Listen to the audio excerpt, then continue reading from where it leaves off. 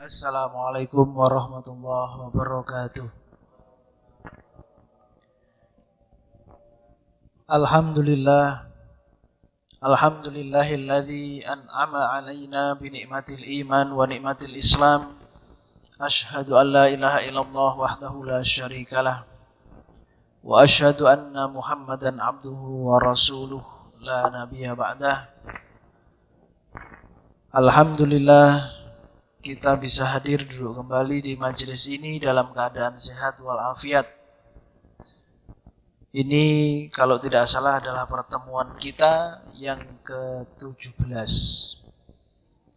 Jadi sudah 17 kali pertemuan. Kalau dihitung tahunnya, insya Allah 2 tahunan. Kita pada pertemuan yang terakhir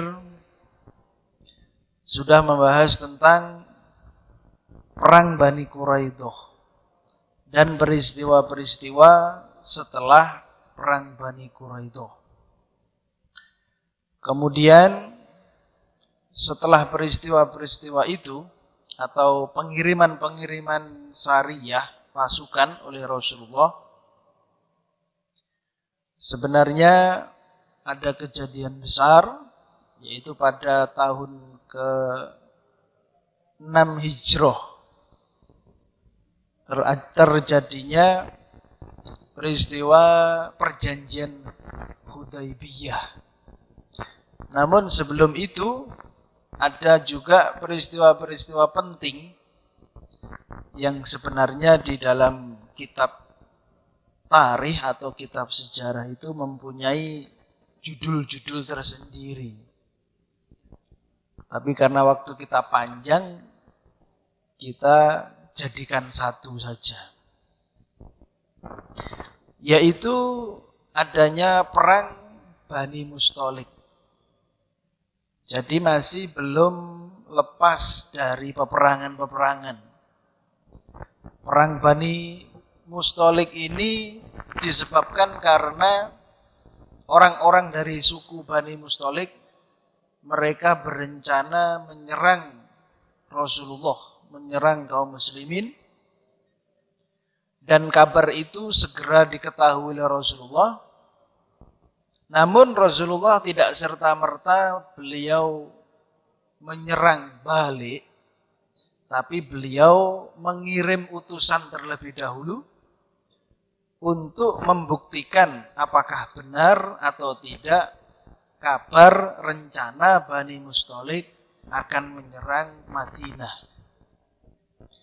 Dan setelah seorang sahabat diutus yang bernama Buraidah ibnul Husaid, dia menyelidiki di Bani Mustalik, kemudian melaporkan kepada Rasulullah tentang kebenaran kabar itu, bahwa memang Bani Mustalik hendak menyerang Madinah. Maka Nabi Muhammad tidak nunggu lama, beliau segera menyusun pasukan. Beliau tidak menunggu Bani Mustalik menyerang terlebih dahulu, tetapi didahului diserang. Kalau sebelum-sebelumnya Rasulullah dan kaum muslimin menunggu diserang. Setelah perang Khandaq, maka kaum muslimin tidak diserang lagi, tapi posisinya menyerang. Meskipun di dalam kasusnya Bani Mustalik ini, Bani Mustalik duluan sebenarnya yang mau nyerang, tetapi didahului oleh Rasulullah.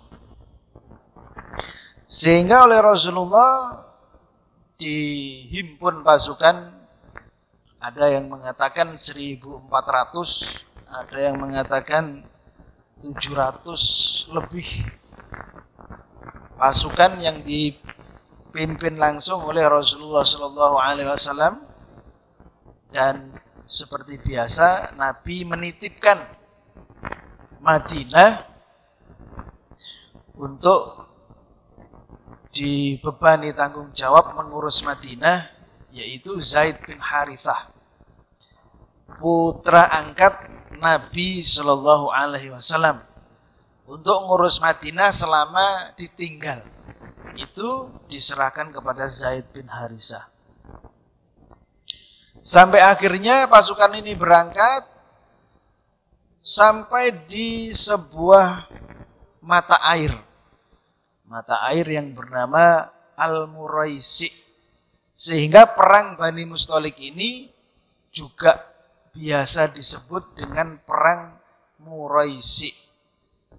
Perang Bani Mustalik. Karena mereka berhenti di mata air Muraisi yang ada di dalam suku Bani Mustalik.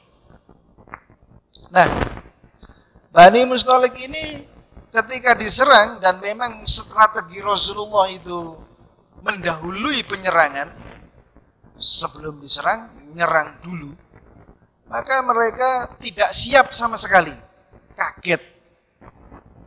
Mereka tidak menyangka sama sekali kalau diserang oleh kaum muslimin. Mereka ada yang lagi santai, ada sedang mengurus ternaknya, onta-ontanya sedang minum, dan mereka sama sekali tidak kepikiran perang. Kaget, sehingga mereka terburu-buru melawan dan banyak yang terbunuh di antara mereka dan banyak pula ghanimah yang diambil, banyak pula tawanan yang ditawan oleh kaum muslimin. Sebenarnya perang Bani Mustalik ini biasa saja, seperti perang-perang sebelumnya, kalah dan diambil tawanan. Namun di dalam perang Bani Mustalik ini ada dua kisah yang masyhur yang disebutkan dengan judul tersendiri di dalam kitab-kitab tarikh gitu. Tapi kisah itu masuk di dalam perang Bani Mustalik. Perangnya sendiri ya kaum muslimin menang, kemudian mereka kalah kocar-kacir, diambil ghanimahnya. Diambil pula tawanan perang. Di antara tawanan perang itu ada putri dari Al-Harith, pemimpin suku Bani Mustalik. Putrinya, anak wanita pemimpin Bani Mustalik ditawan. Sama seperti harta benda, ketika harta benda itu menjadi ghanimah, maka tawanan itu juga bisa jadi ghanimah, bisa jadi budak. Ini sudah menjadi kesepakatan umum dunia ya saat itu. Jadi jangan dianggap ini orang Islam saja yang begitu. Tidak, ya memang di dunia itu begitu aturannya. Zaman itu semacam itu. Namun Islam hanya dari tawanan perang yang kalah itu saja. Tapi kalau orang-orang non-muslim saat itu, maka mereka merampok. Orang yang dirampok diambil jadikan budak. Kalau dalam Islam tidak boleh. Bahkan saat itu pun. Jadi, di antara yang ditawan itu Juwairiyah bintul Harith. Juwairiyah bintul Harith ini, ya, Al-Harith bin Diror itu pemimpinnya Bani Mustalik, ditawan, dan ketika pembagian harta ghanimah, Juwairiyah ini sebenarnya menjadi bagian dari harta yang diberikan kepada Thabit bin Qais, seorang sahabat yang bernama Thabit bin Qais. Selain mendapatkan harta, juga mendapatkan bagian Juwairiyah bintul Harith. Namun Rasulullah Shallallahu Alaihi Wasallam beliau ingin menjadikan Juwairiyah sebagai istri beliau dengan tujuan untuk dakwah. Apa kemudian langsung diambil begitu saja? Tidak. Tetapi Rasulullah SAW mengganti kepada Sabit bin Qais ini sejumlah harta. Supaya Juwairiyah menjadi istrinya Rasulullah. Jadi tidak main ambil saja, mentang-mentang pemimpin, tidak. Karena memang itu haknya Qais bin Sabit, dan Qais bin Sabit rela. Sehingga diberikan kepada Rasulullah dengan membayar beberapa harta Rasulullah. Nah, ketika Juwairiyah binti Al-Harith tadi itu menjadi istri Rasulullah SAW dan kemudian dimerdekakan oleh Nabi Muhammad, tidak jadi budak, dimerdekakan. Maka dengan apa yang dilakukan oleh Rasulullah ini sangat menarik bagi masyarakat Bani Mustalik. Karena namanya pemimpin itu, yang dipimpin itu biasanya ngikut sama yang diikuti. Mengikuti pemimpinnya, mengikuti figurnya. Mengikuti, kalau kita biasanya ada ulama, ya. Kalau ketika peristiwa ada 212 itu ulama diikuti. Apapun yang dilakukan oleh ulama tersebut dibenarkan, diikuti. Tapi ini Rasulullah yang diikuti. Nah, melihat putri pemimpinnya, yaitu Juwairiyah bintul Harith tadi itu dinikahi Nabi dan dibebaskan, dimerdekakan, maka di situ mereka melihat kemuliaan Nabi Muhammad dan kemuliaan Islam. Sehingga banyak di antara Bani Mustalik ini yang berbondong-bondong masuk Islam juga. Bahkan keluarganya Juwairiyah, ibunya Juwairiyah dan keluarga besarnya merasa tersanjung. Karena Nabi Muhammad itu presiden, ya, pemimpin Arab saat itu. Posisinya ini sudah di Mekah, sudah menjadi pemimpin Madinah. Bukan lagi ketika dulu di Mekah, masih sedikit kaum muslimin, tapi ini sudah menguasai kaum muslimin, sudah menguasai Madinah. Sehingga dinikahi oleh penguasa, oleh Nabi, oleh pemimpin Madinah, itu adalah sebuah penghargaan yang luar biasa. Keluarganya senang sekali, malah senang. Jadi tidak sakit hati, ditaklukkan tadi tidak, tapi malah senang. Inilah di antara kehebatan akhlak Rasulullah yang membuat orang yang benci menjadi cinta luar biasa. Bahkan orang berbondong-bondong masuk Islam tanpa diminta. Hanya dengan apa yang dilakukan oleh Rasulullah, orang menjadi tertarik dengan agama Islam.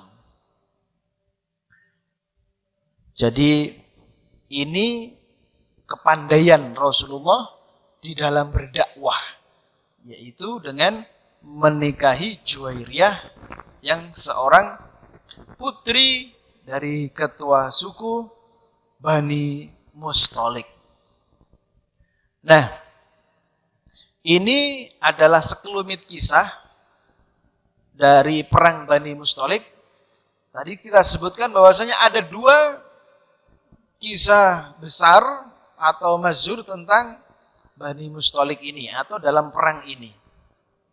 Yang pertama yaitu adanya sebuah kejadian yang nanti melibatkan orang Ansor dan orang Muhajirin dan ketua orang munafik Abdullah bin Ubay bin Salul. Ikut perang soalnya.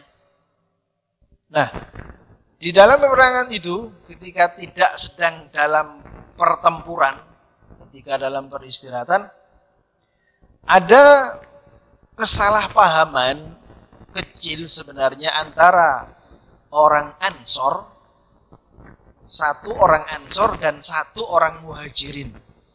Muhajirin ini kan dari Mekah, pendatang.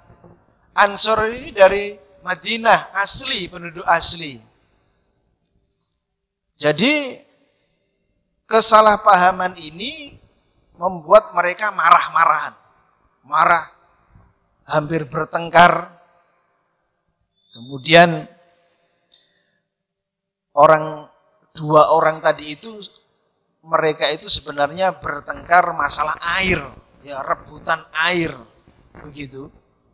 Nah, sampai namanya emosi, orang Muhajirin emosi, mukul orang Ansor. Orang Ansornya dipukul sama salah satu sahabat Muhajirin tadi itu. Nah, orang Ansornya ini nggak terima. Ngajak teman-temannya yang sesama Ansor. Ya ma'syarul Ansor, wahai segenap orang-orang Ansor, sini kumpul.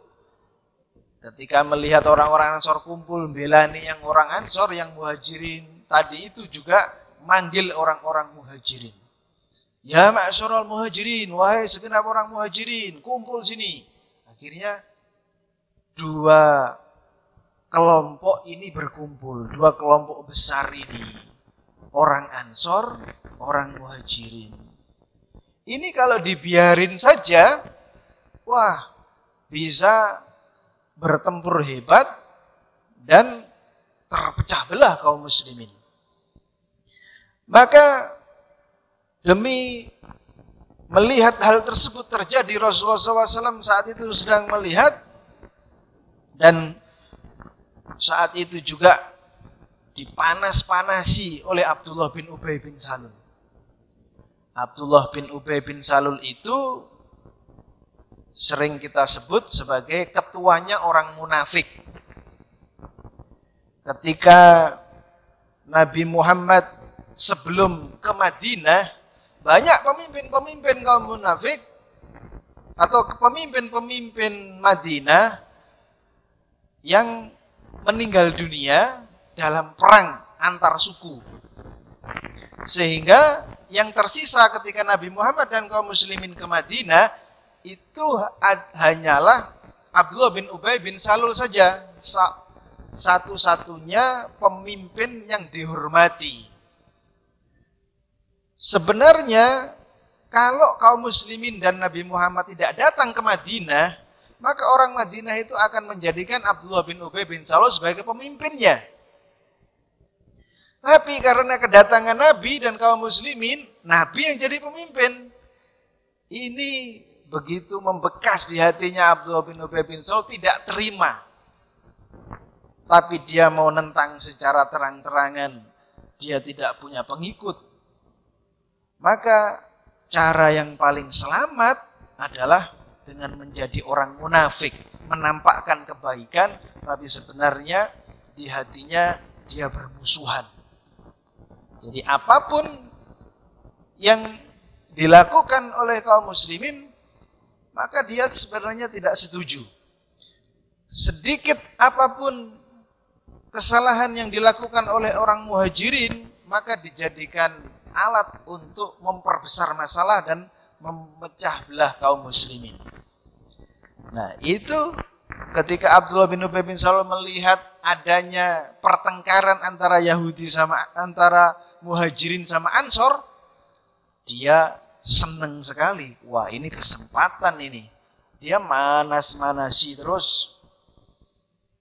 Dan kemudian setelah itu sebenarnya sudah dilerai oleh Rasulullah. Katanya Rasulullah, abi hadi dakwah al-jahiliyah wa ana baina adhurikum. Apakah kalian itu masih saling manggil-manggil dengan panggilan ini, dengan seruan ini? Hei orang Ansor, hei orang Muhajirin. Bukan wahai orang Muslim, tidak. Tapi sukunya, kelompoknya. Ini sebenarnya tidak disukai oleh Rasulullah sejak dulu. Manggil-manggil kelompoknya saja, membangga-banggakan kelompoknya. Tidak disukai oleh Rasulullah, karena itu akan berpecah belah. Yang disukai oleh Rasulullah adalah panggilan ya ma'syarul muslimin, ya ma'syarul mukminin, begitu. Saudara semuanya itu. Kalian itu apakah masih manggil-manggil dengan hei orang muhajirin, hei orang ansor, kata Nabi. Da'uha, tinggalkan itu. Seruan-seruan kayak begitu itu tinggalkan. Jangan nyeru kayak begitu. Fa innaha muntina. Itu adalah ajaran yang jelek, kata Nabi. Itu adalah seruan yang jelek. Maka kalau Rasulullah yang mendamaikan, mereka menjadi diam, tidak berani lagi. Sudah selesai urusan. Kalau Rasulullah langsung yang mendamaikan, itu selesai urusan. Sudah sami'na wa ata'na, kita dengar, kita taat. Sudah lupa sudah. Urusan itu lupa. Ya. Sekarang ini ketika Rasulullah SAW sudah tidak ada, maka terpecah belah kaum muslimin. Nggak ada yang didengar, ya, kecuali pemimpinnya kelompoknya sendiri-sendiri yang didengar. Sedangkan pemimpinnya nggak bersatu. Ya sudah. Ya, yang bisa menyatukan ya Rasulullah. Hendaknya kita tetap mengikuti. Memang Rasulullah sudah tidak ada, tapi ajarannya masih ada. Itulah yang kita ikuti supaya kita bersatu. Ya, ajaran Rasulullah seperti yang dipahami oleh para sahabat-sahabat Nabi SAW. Nah, urusan tadi sebenarnya sudah selesai. Tapi ternyata di belakang Abdullah bin Ubay bin Salul itu masih belum terima. Dia masih manas-manasi terus. Mungkin kalau bahasa kita, memang itu orang muhajirin itu nggak tahu diri. Sudah enak-enak kita terima di sini. Mereka banyak yang datang nggak bawa apa-apa, nggak bawa harta benda, cuman bawa pakaian saja. Sudah kita layani di sini, kita tolong, kita sampai jadi orang ansor, nolong mereka. Tapi lihat balasannya, memang orang muhajirin itu, mereka itu kurang ajar semua. Itu bahasanya Abdullah bin Ubay bin Salul. Diabadikan di dalam Al-Quran. Abdullah bin Ubay bin Salul mengatakan, la'ir roja'na ilal Madinah, la yukhrijannal a'azzu minhal adal. Di dalam surat Al-Munafikun. Ya. Nanti, kalau kita itu sudah sampai di Madinah, kan itu masih di dalam perjalanan. Nanti kalau kita sudah sampai di Madinah, orang-orang yang terhormat akan mengusir orang-orang yang hina. Maksudnya orang-orang Madinah, orang Ansor akan mengusir orang-orang muhajirin yang hina tadi itu. Wah, diabadikan dalam Al-Quran. Lalu ada yang lapor sama Nabi Muhammad. Mendengar kata-katanya Abdullah bin Ubay bin Salul tadi itu. Melapor sama Nabi, Abdullah bin Ubay dipanggil, kemudian ditanya, apakah benar kamu mengatakan begitu? Enggak, ya jelas gak ngaku. Enggak, saya gak ngomong begitu. Jelas namanya orang munafik itu begitu. Enggak pernah ngaku.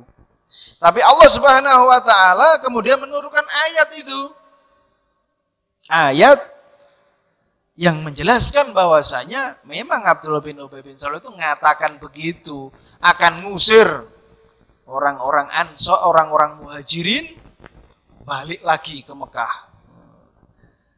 Maka ditegaskan bahwasanya yang hina itu adalah orang-orang munafik. Yang hina itu adalah Abdullah bin Ubay bin Salul, bukan Rasulullah.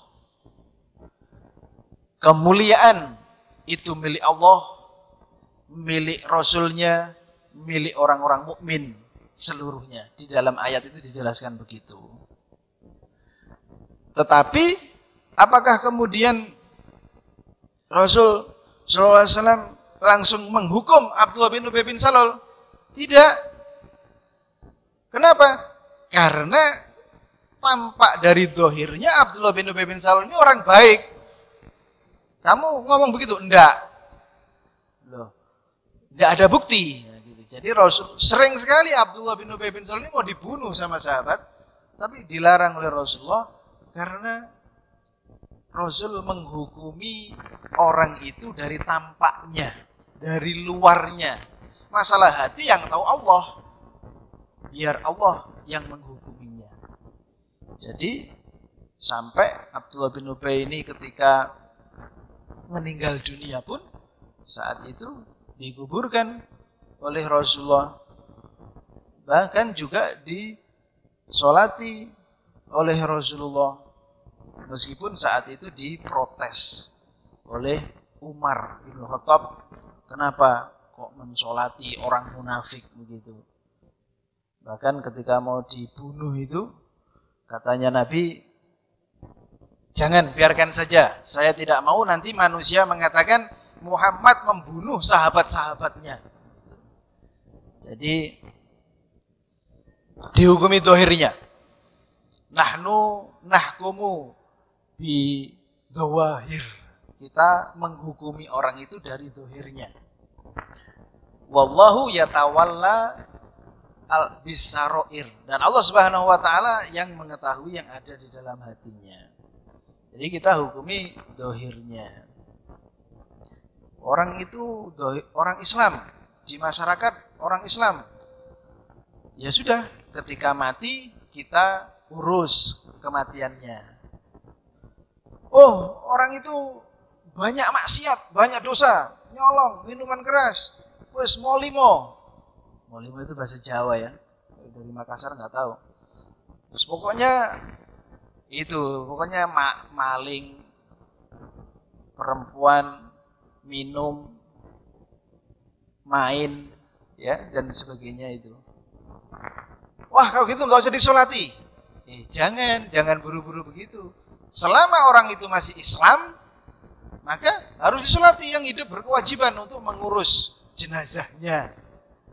Hanya saja memang kalau memang itu terkenal sebagai orang yang fajir, fasik, pendosa, maka orang yang dianggap figur di masyarakat, ya, figur di masyarakat hendaknya tidak mengikuti, tapi mempersilahkan yang lain untuk mensolatinya, mengurus jenazahnya. Kenapa?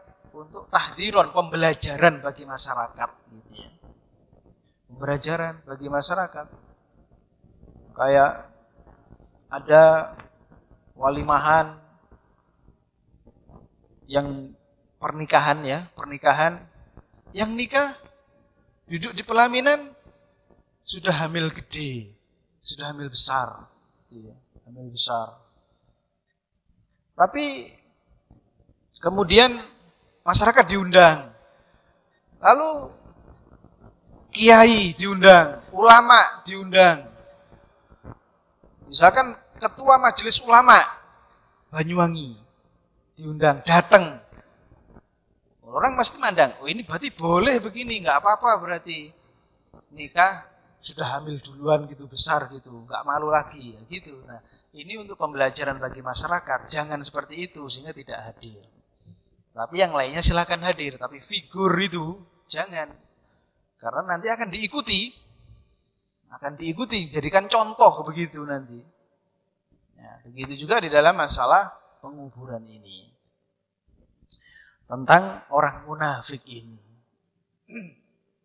Nah, itu adalah Abdullah bin Ubay bin Salul. Tentang dia adalah gembongnya orang munafik. Dan kemunafikan itu kalau sekarang kita tidak tahu. Apakah ini orang munafik? Kita tidak tahu. Hanya kita meraba-raba dari tanda-tanda yang telah disebutkan oleh Rasulullah SAW. Apabila berkata maka dia sering berdusta. Apabila berjanji dia sering menyelisih. Apabila diberi amanah dia maka berkhianat. Itu tanda-tandanya. Tetapi hakikatnya bagaimana munafik apa tidak, kita tidak tahu. Yang tahu hanya Allah Subhanahu wa taala. Dan itu pernah Rasulullah SAW memberitahukan kepada seorang sahabat namanya Hudzaifah ibnul Yaman tentang nama-nama orang munafik kepada Hudzaifah yang ada di Madinah. Sehingga Hudzaifah itu disebut sebagai sahibus sirri Rasulullah SAW, pemilik rahasia Rasulullah SAW. Orang-orang yang munafik, nama-nama orang munafik itu diketahui oleh Hudzaifah. Bagaimana takutnya para sahabat-sahabat kalau ada kemunafikan dalam diri mereka. Sampai mereka bertanya-tanya kepada Hudzaifah, apakah saya ini termasuk orang munafik? Di antara yang bertanya itu adalah Umar bin Khattab radhiyallahu anhu. Bayangkan Umar itu adalah orang yang dijamin masuk surga oleh Allah Subhanahu wa taala. Termasuk 10 sahabat yang dijamin masuk surga. Tapi masih takut apakah dia itu orang munafik apa tidak. Umar bin Khattab, khalifah, dijamin masuk surga. Bahkan ada sebuah hadis yang menyebutkan, katanya Nabi, kalau Umar lewat di sebuah jalan dan setan akan lewat di jalan itu, dan tahu Umar akan lewat, maka setan akan mengambil jalan yang lain. Takut ketemu sama Umar. Itu Umar masih khawatir kalau dia itu orang munafik. Bayangkan, Umar Ibnu Khattab, lah kita. Umar Ibnu Khattab itu masih nanya kepada Hudzaifah ibnul Yaman. Hudzaifah, apakah saya termasuk orang munafik? Gitu. Karena Hudzaifah sudah diberitahu sama Rasul. Katanya Hudzaifah, tidak, kamu bukan orang munafik. Tapi setelah ini saya tidak mau jawab lagi kalau ditanya. Karena nanti akan bertanya semuanya, apakah saya munafik? Apakah saya munafik? Begitu. Dirahasiakan oleh Hudzaifah. Sehingga setelah itu, Umar itu sering kalau ada orang meninggal dunia, itu dilihat, Hudzaifah nyolatin apa enggak?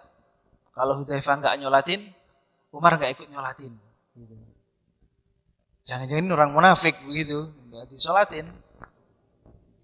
Karena dalam Al-Quran disebutkan, wala tusalli ala ahadin minhum mata abada, wala taqum ala qabrih.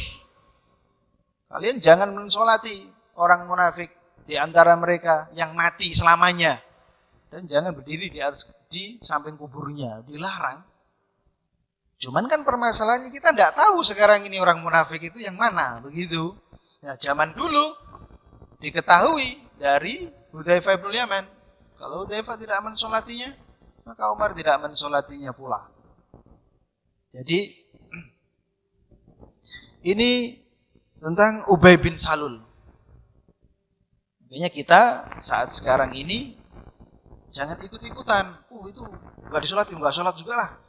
Itu katanya nggak pernah sholat itu. Udah nggak usah sholatin. Jangan begitu. Dia di masyarakat bagaimana? Orang Islam bukan? Islam. KTP-nya apa? Islam. Ya sudah, kita menghukumi dari dohirnya. KTP-nya Islam, ya sudah itu. Adapun nanti keliru, Allah akan mengampuni kita. Kita menghukumi dohirnya. Kalau sampai kemudian ternyata dia Islam betul dan kita nggak mau mensolatinya, ya kita berdosa kan? Jadi dihukumi apa yang tampak. Nah, orang munafik itu banyak sekali. Katanya Hudzaifah ibnul Yaman yang diberi rahasia nama-nama orang munafik itu sama Rasulullah. Pernah Hudzaifah itu mendengar seseorang berdoa, Allahumma ahlikil munafikin. Ya Allah, binasakanlah, matikanlah orang-orang munafik seluruhnya. Ketika mendengar doanya itu, Hudzaifah itu menegur orang tersebut. Ya ibna akhi, lau halakallahu al-munafikin, wahai saudaraku, kalau seandainya doamu itu dikabulkan oleh Allah dan semua orang munafik itu mati, semuanya binasa, lastaukhastum fi turuqat likillatis saliki. kalau dibinasakan semua orang munafik, niscaya kamu nanti itu kalau jalan di jalan akan kesepian karena sedikitnya orang yang jalan karena pada mati semua. Naudzubillah ya, ngeri. Makanya para sahabat takut. Jangan-jangan saya ini munafik, begitu. Ya, Umar aja takut loh. Jangan sampai kita itu santai-santai aja, bukan saya. Saya ini kan orang baik. Ya kan menurut kita sendiri. Karena naudzubillah ya, kemunafikan itu bahaya betul. Bahaya betul. Nah, itu adalah satu kisah yang terjadi di dalam peristiwa perang Bani Mustalik. Hikmah yang bisa kita ambil yaitu hendaknya kita waspada ya di dalam masyarakat ini, dalam kehidupan ini akan banyaknya orang-orang yang munafik tadi itu. Menampakkan keburukan, menampakkan kebaikan tapi menyembunyikan keburukan. Tapi jangan nuduh, ya, jangan nuduh. Jangan menjudge, menghakimi ini orang munafik. Kita nggak tahu. Hanya kita waspada begitu saja. Ya. Kemudian kisah yang berikutnya atau kisah yang kedua, kejadian penting yang tercatat di dalam sejarah yaitu biasa disebut dengan haditsatul ifki, kabar dusta. Apa ini kabar dusta ini? Yaitu difitnah, fitnah dalam artian bahasa Indonesia, difitnahnya Aisyah radhiyallahu anha telah berbuat serong dengan seorang sahabat yang masih muda. Telah berbuat zina dengan seorang sahabat yang masih muda. Itu tercatat dalam sejarah. Sampai nanti dibela oleh Allah Subhanahu wa taala di dalam Al-Qur'an. Dijelaskan, yang menjelaskan itu Allah langsung di dalam ayat Al-Qur'an. Karena sampai Rasulullah pun juga ragu, ya. Bayangkan, sampai Rasulullah sendiri itu besarnya ujian dan cobaan yang diterima oleh Aisyah radhiyallahu anha. Awalnya bagaimana? Rasulullah SAW biasa beliau kalau mau mengadakan perjalanan jauh seperti peperangan begitu, maka beliau mengundi istri-istri beliau siapa yang ikut. Jadi Rasul itu kalau dalam perjalanan jauh itu selalu sama istrinya. Kita itu hendaknya niru gitu ya. Apalagi seminggu gitu. Antum kan tahu sendiri ya, seminggu jauh dari istri. Kan bingung gitu. Bingung. Jadi sunnah. Oh, istri sunnah. Apalagi seminggu ya, ada yang 2 hari aja sudah bingung. Oh, istri itu sunnah. Itu sebagai pelindung kita ya, pelindung kita. Namanya laki-laki ya, antum ngerasain sendiri. Mata itu bisa tergoda ya. Apalagi di kota-kota besar gitu ya.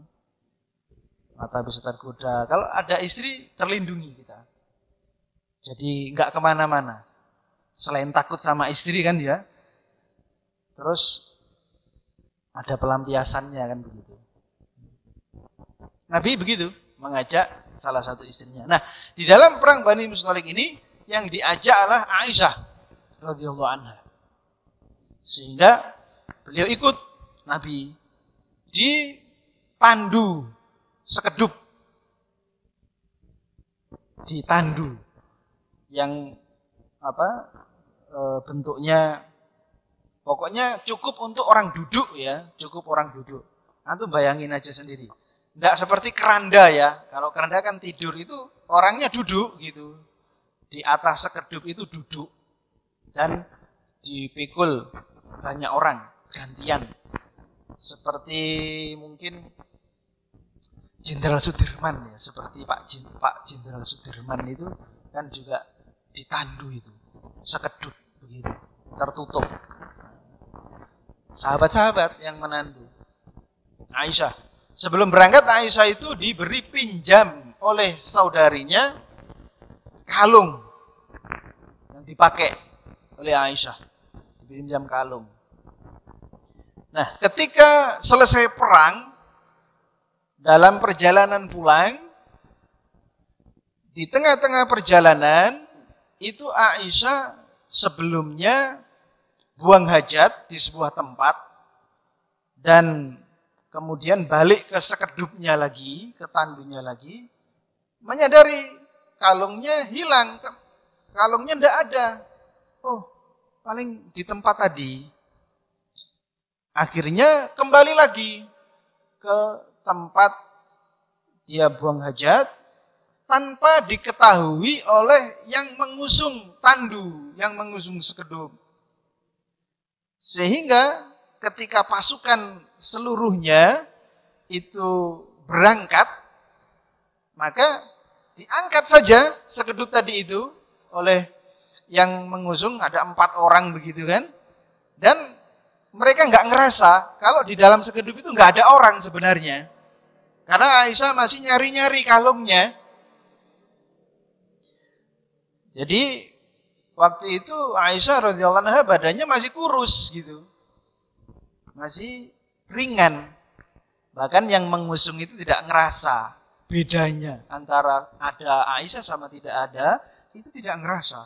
Jadi terus saja mengikuti pasukan. Ketika Aisyah sudah menemukan kalung, kemudian balik ke sekedup lagi untuk masuk, sudah sepi, nggak ada orang, berangkat semuanya, masuk sekedupnya. Lalu Aisyah tahu bahwasanya biasanya akan ada 1 atau 2 orang yang ditugaskan oleh Rasulullah untuk berjalan belakang. Kalau mungkin ada barang-barang yang kececer, mungkin ada sesuatu. Nah, ini teknik dalam peperangan gitu ya. Jadi mungkin 1 kilo ya, jaraknya 1 kilo dari pasukan itu sendirian atau 2 orang begitu untuk mengikuti jejaknya di belakang. Mungkin ada yang ketinggalan atau jatuh begitu, bisa diambil. Atau ada sesuatu atau musuh mungkin mengejar, sehingga segera memberitahukan. Nah, Aisyah duduk saja di tempat tersebut, sampai akhirnya orang yang diberi tugas untuk berjalan di belakang pasukan tadi itu, yang bernama Safwan bin Mu'attal As-Sulami. Safwan bin Mu'attal. Seorang pemuda, masih muda, dan Aisyah juga masih muda. Ini ya yang menimbulkan fitnah yang viral saat itu, viral di Madinah. Ya, tidak ada orang kecuali bicarakan itu. Ketika Safwan bin Mu'attal melihat Aisyah, dia istirja, innalillahi wa inna ilaihi raji'un, istri Rasulullah gitu. Maka dia segera meminta kepada Aisyah untuk naik ke atas onta dengan penuh adab dan kesopanan, tanpa melihat, apalagi tanpa bantu-bantu naik, ya kan pegang-pegang namanya, enggak. Tapi ontanya disuruh menderum dulu sehingga Aisyah bisa menaikinya, dan tetap Safwan bin Mu'attal di depannya onta sambil pegang tali kekangnya. Akhirnya Aisyah duduk di atas onta dan berjalan menuju Madinah. Nah, sampai di Madinah, Aisyah itu sakit selama sebulan. Jadi setelah sampai rumah langsung mengurung diri dalam kamar sakit. Tidak tahu kabar-kabar yang beredar di luar rumah itu tidak tahu. Ternyata kabarnya sudah merajalela. Ya, kalau kita itu sekarang kan di WA gitu ya. Viral semuanya. Ada buktinya. Oh gitu. Aku lihat sendiri. Tambah-tambahi biasanya gitu itu. Wah, itu berduaan terus itu. Berjam-jam berduaan terus kan begitu. Nggak mungkin kalau nggak ngapa-ngapain. Nah, itu tambahannya gitu. Ada nggak mungkin kalau nggak ngapa-ngapain. Nanti akhirnya sampai, oh iya memang ngapa-ngapain. Akhirnya begitu gitu. Terus nyampe orang banyak itu begitu. Oh iya ditambah-tambahi. Oh iya. Pegang-pegangan. Oh iya. Sampai, oh iya berzina. Sampai begitu. Na'udzubillah. Apalagi ini istrinya Rasulullah ya. Istrinya Nabi. Dan dikompor-kompori pula oleh orang-orang munafik. Lagi-lagi Ubay bin Salul. Abdul bin Ubay bin Salul. Wah semangat ya. Mengobar-ngobarkan berita bohong bahwasanya Aisyah telah serong dengan Sofwan bin Mu'attal.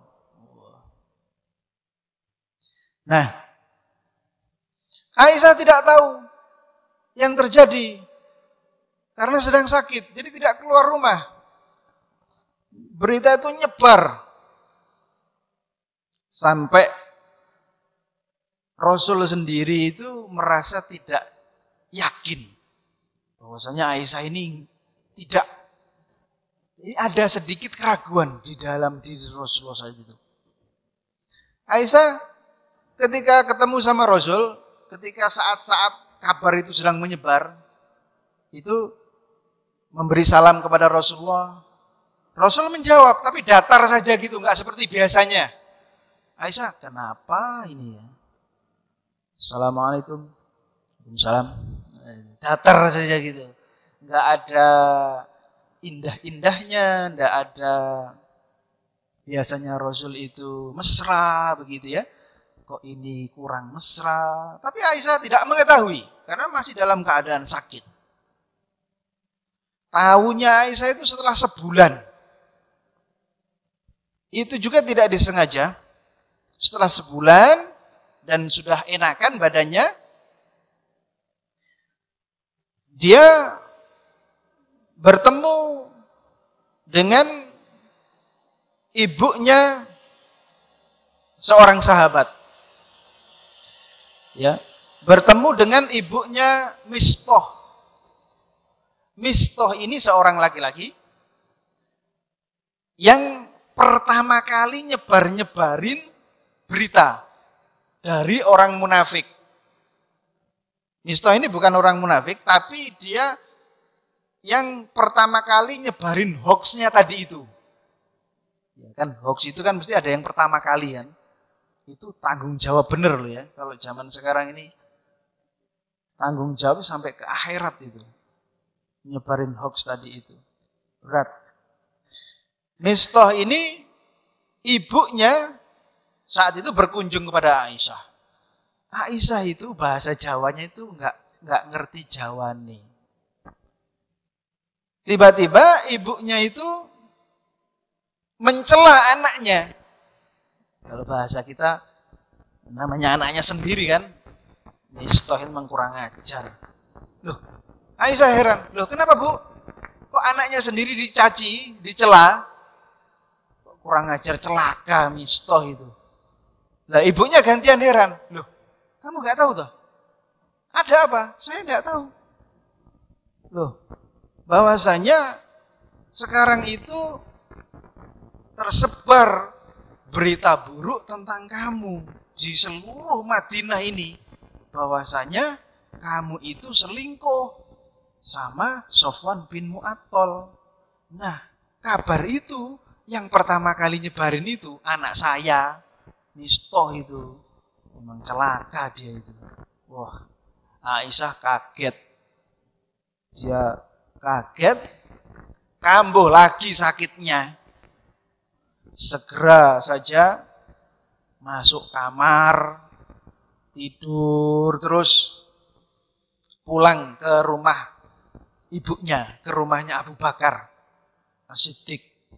Tidak mau keluar. Bahkan ditemui Rasulullah nggak mau. Bahkan Rasul sendiri saat itu juga ngobrol-ngobrol sama sahabat, sama Ali bin Abi Thalib, sama Usamah bin Zaid. Ya ini Ali, ini sepupu, Usamah, ini anak angkat, jadi keluarga gitu ya. Bagaimana ya ini Aisyah ini? Apakah saya cerai atau bagaimana? Ini dialog Rasulullah, obrolan Rasulullah dengan Ali. Katanya Ali, cerain saja Nabi. Wanisa siwaha kathir. Wanita yang selain Aisyah itu kan masih banyak. Katanya Ali bin Abi Thalib. Manas-manasi begitu ya. Ini berarti kan sampai sekali berali bin Abi Thalib itu termakan dengan hoax. Ya. Apalagi zaman sekarang ya. Ini juga menunjukkan bagaimana dahsyatnya hoax itu ya. Sampai orang-orang yang berilmu, orang-orang yang mungkin kalau sekarang titelnya tinggi, kalau berkaitan dengan medis sampai itu dokter sendiri ya, itu termakan dengan hoax itu. Profesor, doktor termakan dengan berita burung, berita palsu. Dan membela benar-benar. Ali bin Abi Thalib, cerain saja Rasul. Si banyak wanita yang lain. Kita kan kalau ngasih nasihat sama teman mungkin gitu ya. Kalau istrinya itu enggak gitu. Makanya jangan curhat masalah istri sama teman. Bisa jadi nanti diambil sama temannya sendiri itu juga. Kadang-kadang begitu. Udah cerain aja itu. Ketika udah dicerai, ternyata diambil. Tapi katanya Usamah bin Harisah, Usamah bin Zaid ya. Usamah bin Zaid, anaknya Zaid bin Harisah, itu jangan Rasulullah, jangan engkau ceraikan Aisyah. Innaha katabril khalis. Aisyah itu langka. Ya, langka. Mutiara yang langka. Sangat berharga. Seperti emas 24 karat. Ini beda. Usamah bin Zaid dengan Ali tadi itu beda. Karena memang iya, Aisyah radhiyallahu itu adalah wanita yang luar biasa. Wanita yang paling banyak meriwayatkan hadis.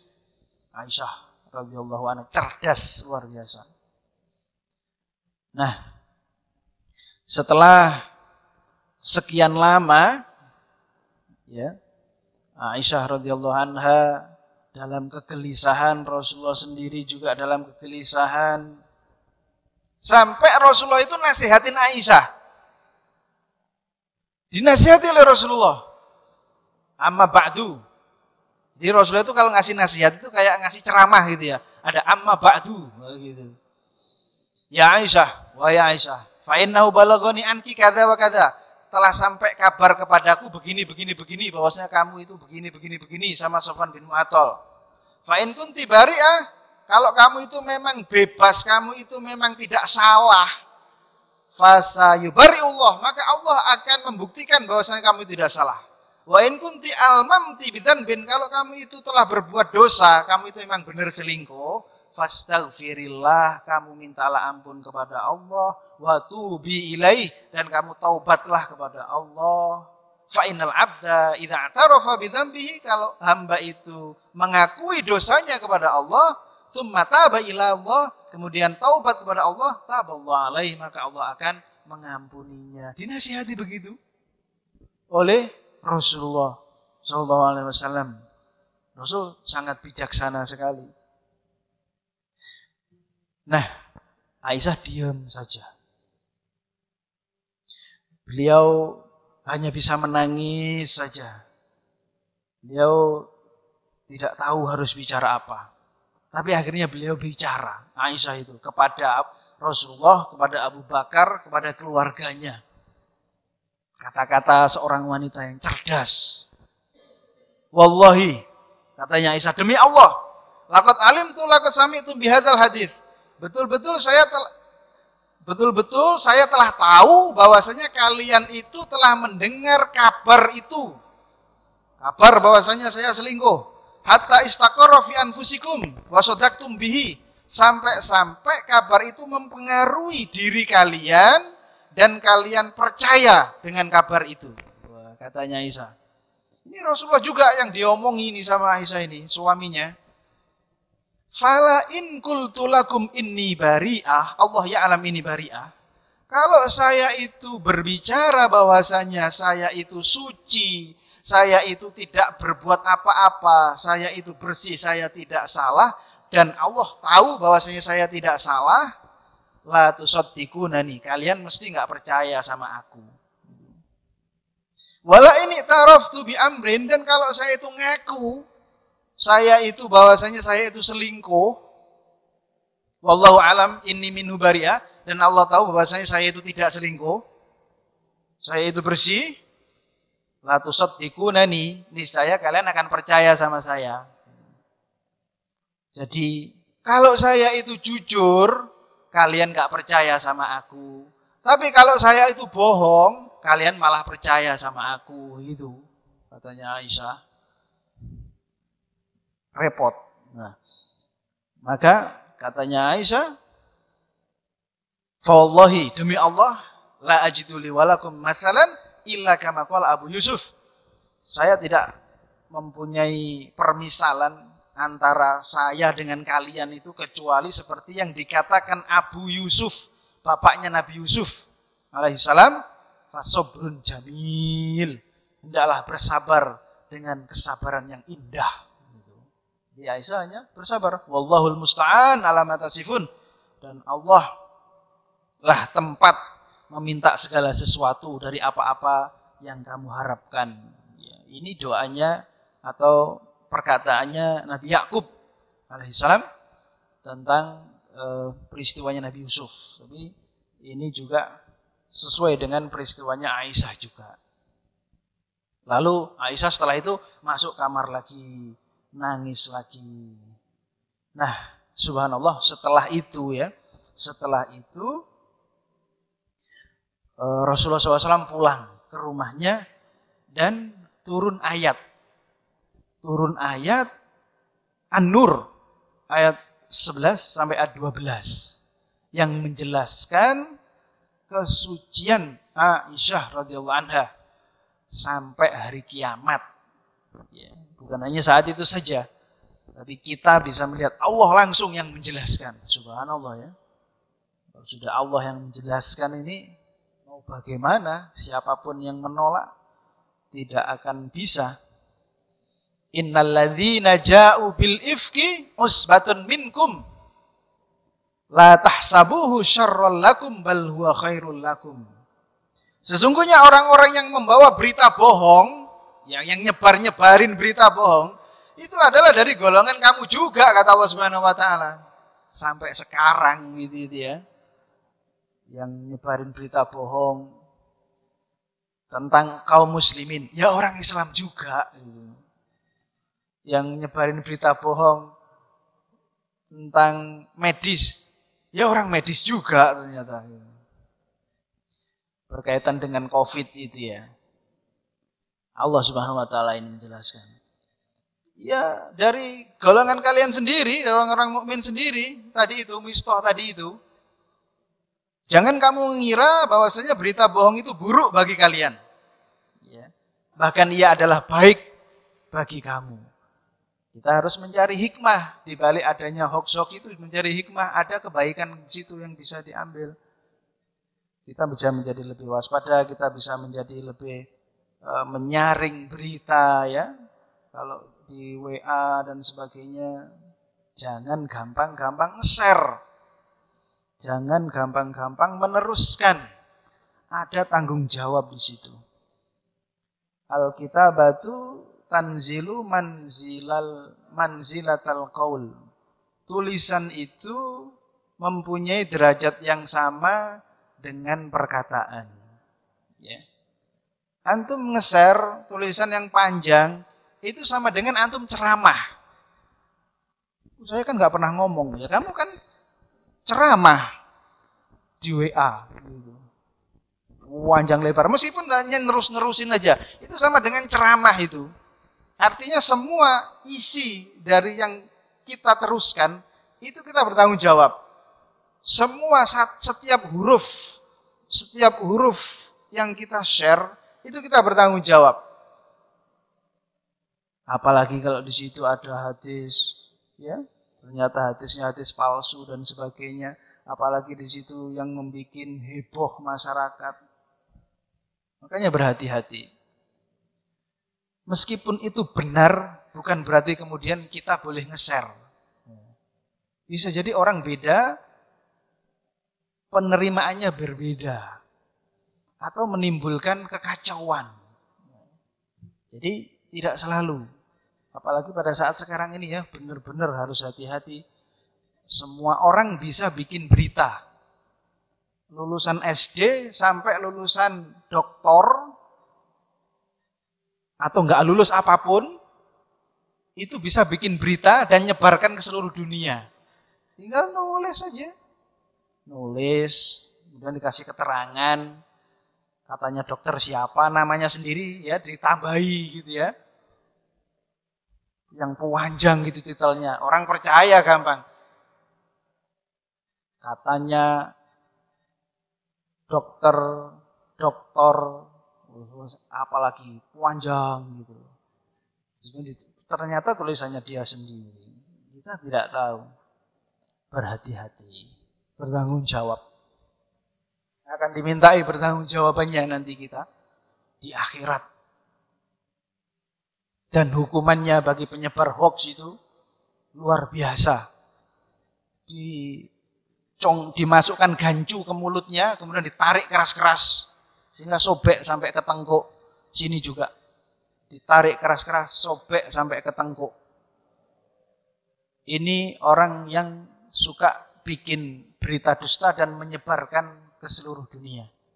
Sekarang kan nyebarin ke seluruh dunia kan tinggal kirim ke satu orang gitu saja atau kirim ke grup. Itu dalam waktu beberapa menit kan nyebar itu ke seluruh Indonesia, bahkan ke seluruh dunia. Orang-orang Indonesia yang ada di luar negeri itu tahu. Persis sekali sama kata Rasulullah SAW. Mungkin dulu para sahabat ketika Nabi memperingatkan begitu itu nggak sampai kepikiran. Bagaimana nyebarin berita ke seluruh dunia. Sekarang ternyata.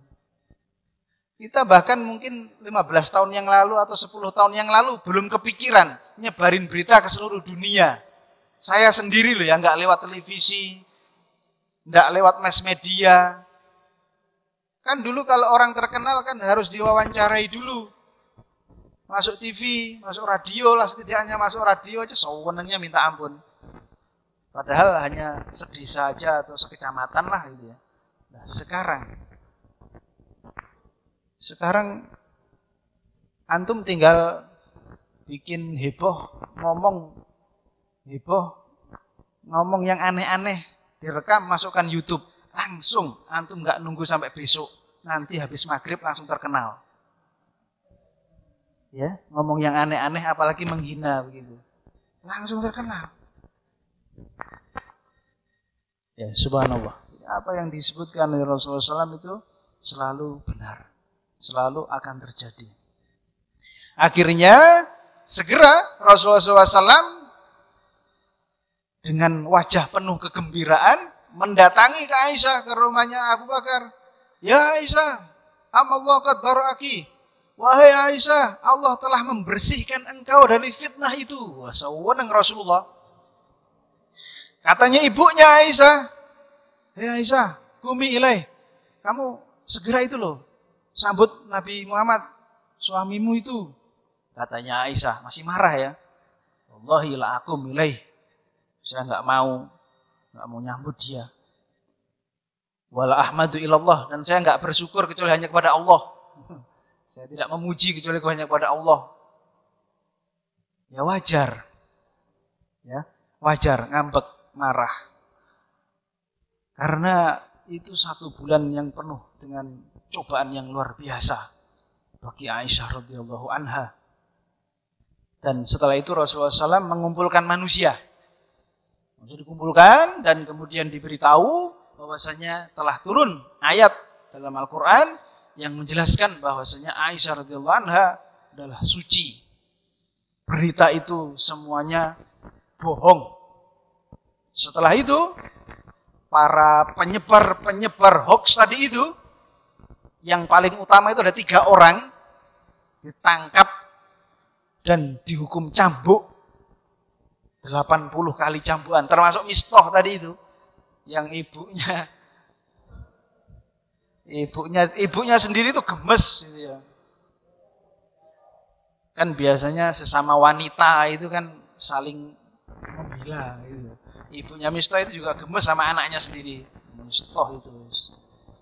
Akhirnya ada ya Hasan bin Thabit, Mistah bin Utsatsah, dan ada seorang wanita ya. Namanya kalau sudah urusan apa? Urusan ghibah gitu ya. Itu mesti kok ada wanitanya itu. Ya, namanya Himnah bintu Jahsin.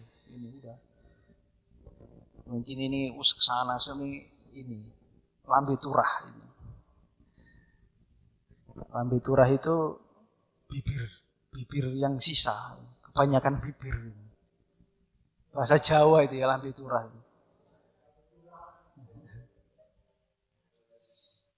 Itu dihukum cambuk masing-masing 80 cambukan. Ya, jadi kalau orang nuduh selingkuh, dia harus menghadirkan saksi. Menghadirkan saksi yang disumpah atas nama Allah, atas nama Al-Quran, melihat dengan mata kepalanya sendiri bahwasanya laki-laki dan perempuan itu telah selingkuh. Tidak hanya melihat masuk kamar berdua, nggak cukup. Harus melihat alatnya masuk ke dalam alatnya yang lain. Ya, artinya itu pokoknya betul-betul.